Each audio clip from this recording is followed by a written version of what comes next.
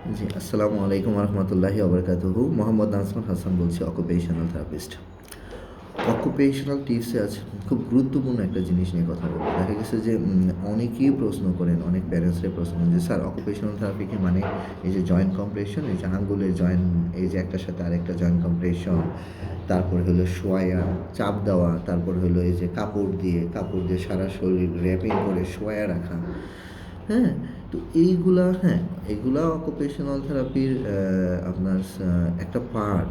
হ্যাঁ? অকুপেশনাল থেরাপিস্টরা ৫ বছর লেখাপড়া করে তারপরে তারা এগুলার উপরে তারা বিভিন্ন ধরনের কোর্স করে, বিভিন্ন অভিজ্ঞতা অর্জন করে। আসলে অকুপেশনাল থেরাপি মেডিকেলে যেমন এমবিবিএস একটা ডিগ্রি আছে, যেটা তারা বিভিন্ন ধরনের ওষুধ প্রেসক্রাইব করে। একজন ডাক্তার নিশ্চয়ই একই ধরনের ওষুধ সবার ক্ষেত্রে প্রেসক্রাইব করে না। হ্যাঁ? বাজারে শত, শত হাজার ওষুধ আছে। তেমনি অকুপেশনাল থেরাপি এই ৫ বছরের মধ্যে থেরাপিস্টরা এরকম হাজার শত আপনার এইসব থেরাপি টেকনিকগুলো অ্যাপ্লাই করে থাকে বিভিন্ন বাচ্চার ক্ষেত্রে। হ্যাঁ? তো এই ২টা ৩টা থেরাপি মানেই কিন্তু অকুপেশনাল থেরাপি না। এই যে জয়েন্ট কম্প্রেশন, এই যে ডিপ প্রেশার, এই যে র‍্যাপিং করা, যে যে কাপড় দিয়ে র‍্যাপিং করে বাচ্চাকে ফেলে রাখা একটা জায়গায়।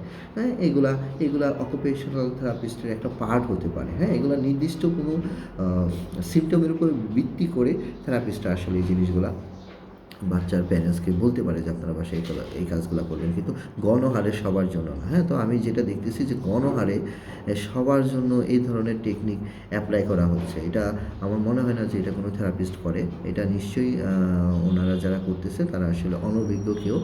আ আপনারা দয়া করে প্যারেন্টসদের কাছে একটা অনুরোধ থাকবে, অবশ্যই আপনারা সার্টিফিকেটধারী অকুপেশনাল থেরাপিস্ট যারা, তাদের কাছ থেকে আপনারা আপনাদের বাচ্চাটাকে তাদের কাছে নিয়ে যাবেন এবং তাদের কাছ থেকে শুনে আপনারা বাসায় থেরাপিটা করবেন। কোনো স্পেশাল এডুকেটর বা কোনো অন্য থেরাপিস্ট, ফিজিওথেরাপিস্ট বা স্পিচ থেরাপিস্ট, এটা তাদের এরিয়াতে তাদেরটা তাদের এরিয়া। হ্যাঁ? এটা শুধু অকুপেশনাল থেরাপিস্টরাই আপনাকে বলতে পারবে তার যে কোন ধরনের থেরাপিটা তার রিলেটেড। হ্যাঁ?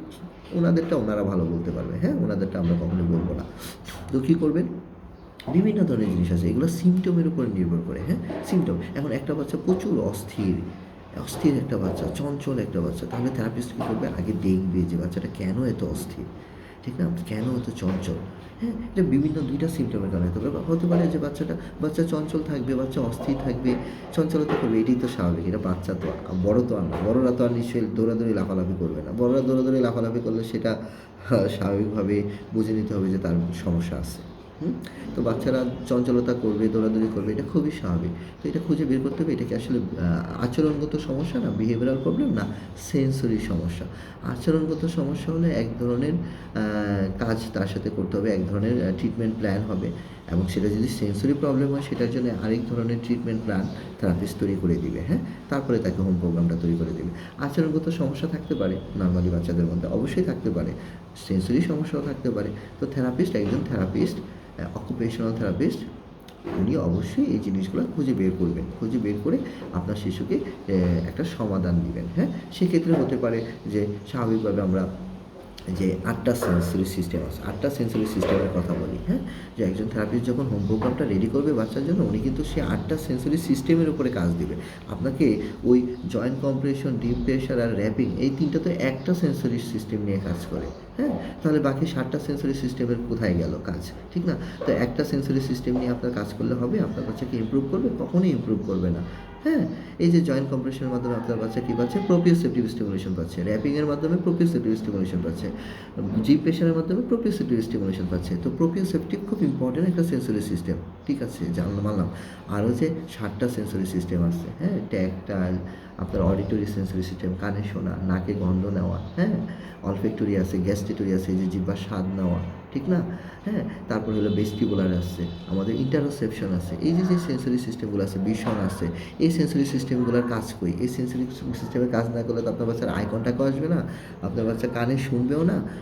কথা বলার যে ব্যাপারটা, যে কানে শোনে সে কথা বলে। তো কানে যদি নাই শোনে সে কীভাবে কথা বলবে? স্পিচ থেরাপিস্ট তার সাথে কীভাবে কাজ করবে? ঠিক না?